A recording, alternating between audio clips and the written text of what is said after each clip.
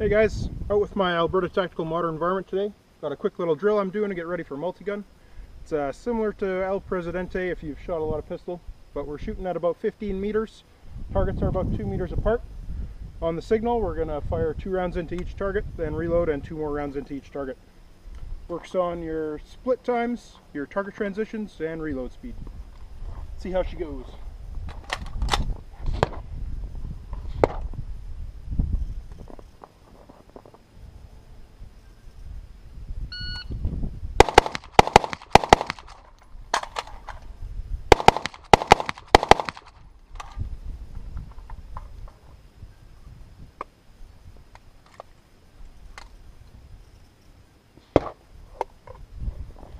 Gun's clear. That was a 620.